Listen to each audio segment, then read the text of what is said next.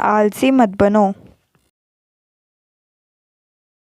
अगर आप जीवन में सफलता हासिल करना चाहते हैं तो आलस्य को अपने आसपास आने ना दें।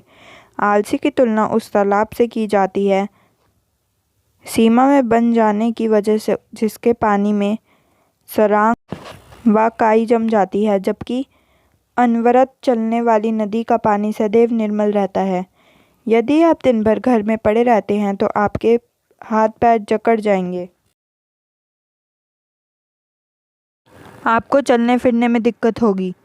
मनुष्य मशीन से यदि काम ना लिया जाए तो उसके कलपुर्जे काम करना बंद कर देते हैं। बहुत पुरानी बात है।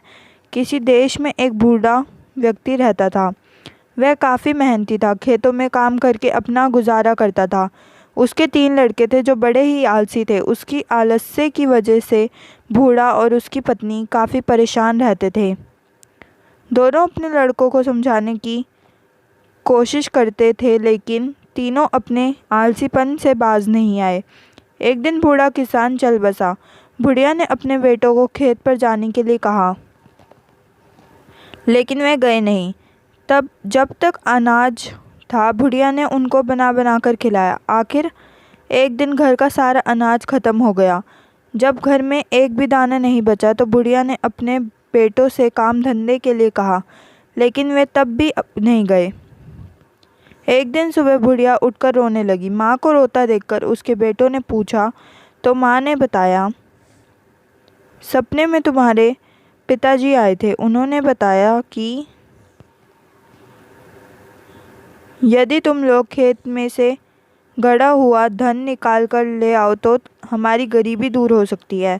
तो इसमें रोने की बात क्या है? लड़कों ने पूछा। बुढ़िया बोली, मैं तो यह सोचकर रो रही हूँ कि अब खेत खोद कर कौन धन निकाल कर लाएगा। किसी दूसरे से कह भी नहीं सकती हूँ, इसलिए रो रही हूँ। बुढ़िया की बात सुनकर तीनों बेटे खेत में जाकर ज़मीन खोदने लगे। तीनों बेटों एक ही जगह खुदाई कर रहे थे। यह देखकर बुढ़िया ने कहा, धन खेत में कहीं भी हो सकता है, इसलिए पूरे खेत की अच्छे से खुदाई करो।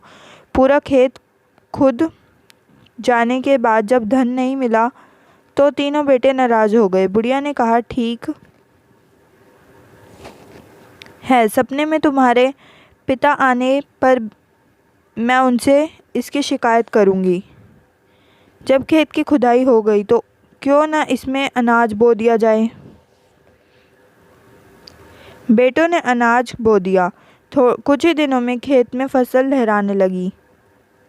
फसल कटने का वक्त आया तो एक दिन बुढ़िया फिर रोने लगी। बेटों ने पूछा, अब क्या हुआ? तेरे पिता सपने में आए थे।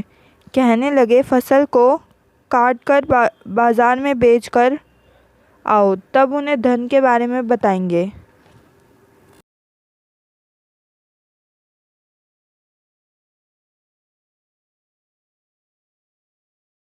बेटों ने धन के लालच में फसल काटकर बाजार में बेचने गए।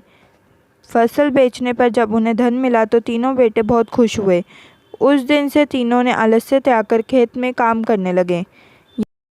यदि आप अमीर बनना चाहते हैं या अपने जीवन में सफल होना चाहते हैं तो आलस्य से बचें।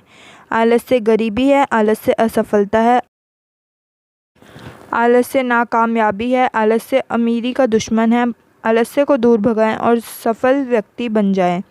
सफल बनना है तो आलस्य को त्यागना होगा। आलस्य से जीवन के रचनात्मक पल नष्ट हो जाते हैं। आलसी इंसान जीवन में सफलता नहीं पा सकता।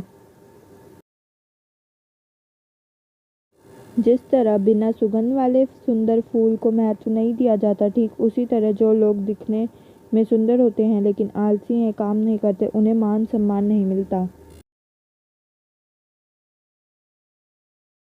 आलसी व्यक्ति का नाम वर्तमान होता है और ना ही भविष्य।